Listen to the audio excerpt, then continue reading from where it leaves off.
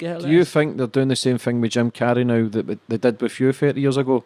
Try to ridicule him and call him crazy and say all the bad shit towards him because he's kind of had a spiritual awakening. He wants to stay away from the media and he's in the woods and just try to heal himself and get away from the false shit that he was involved in for so long. Well, I spent an evening with Jim Carrey actually at his home with my son Jamie some years ago when I was in LA, and we had a very interesting chat. And again, Jim Carrey's had an experience similar to me, where basically the bubble popped and the veil lifted. And it can be a challenging time because suddenly you're perceiving another reality that's so different to the one you've been perceiving before. And of course, when you start talking about it, for reasons we've discussed, you're going to get ridiculed by the mainstream. The trick is not to care. And from what I've seen of Jim, he don't care. And, people just thought, look at the range of things you perceive.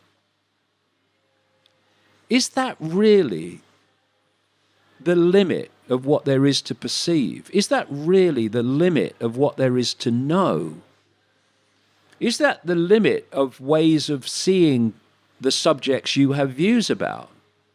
Well, of course not. It's a tiny, tiny, tiny fraction. Anybody's views are a tiny fraction of possibility. So why aren't we exploring all possibility? Not that you come across information and just because you come across it, oh, that's true, then I'll believe that now. No, you question it, you process it, you come to conclusions about it. But it's very simple, and history shows us this. Systematically reducing the amount of information, views, and diversity of information and views available to people never ends up well. It never turns out good. It always turns out bad for humanity. Because you look at any tyranny, fascist tyranny, communist tyranny, whatever it is, whenever they get power, they want to destroy all alternative information and view that challenges what they want people to believe. Every time. So whenever you're in a situation where the free flow of information and view and opinion is being censored, you are in a tyranny. And what humanity has allowed itself, not everybody, of course, but great numbers, especially the political correctness groupies, is they've allowed themselves to become a tyranny while claiming to be anti-tyranny.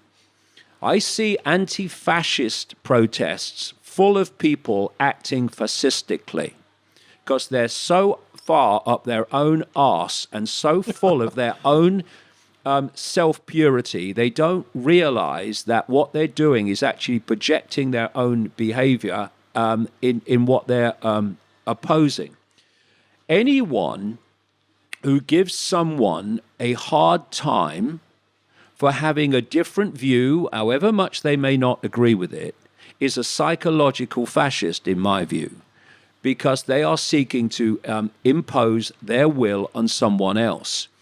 And it's quite simple.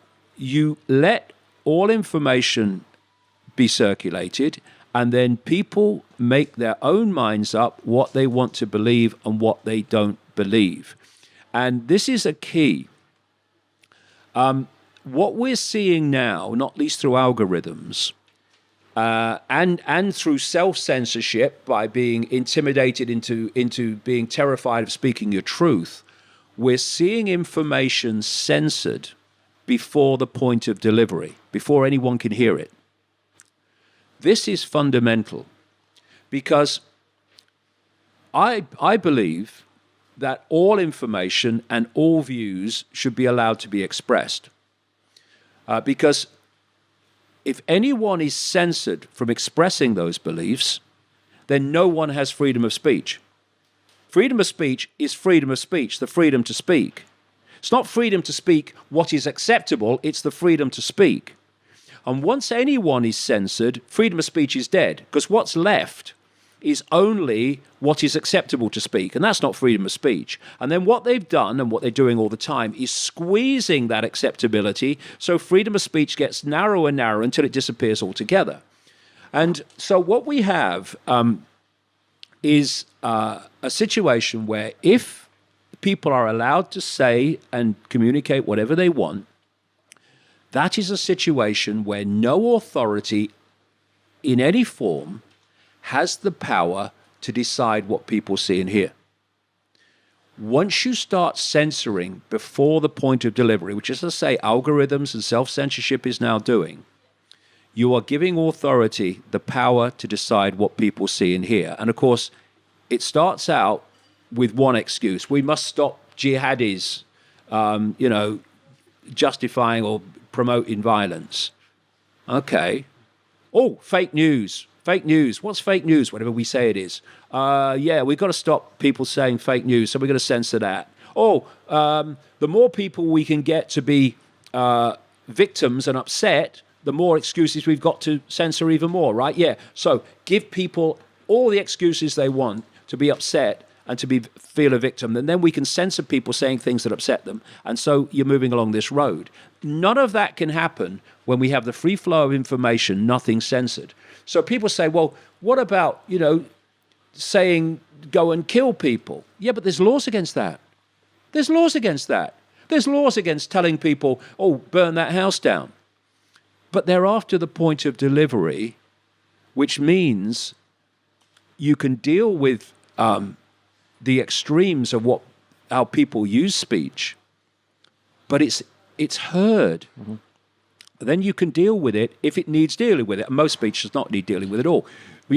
Come on, let's go and kill this person. Well, obviously, you deal with that. You have to deal with that. But it's after the point of delivery. And as long as we hold that line, authority has no power to censor. What we're seeing now is the opposite of that. Before that line is where most censorship is starting to happen, and thus freedom is disappearing.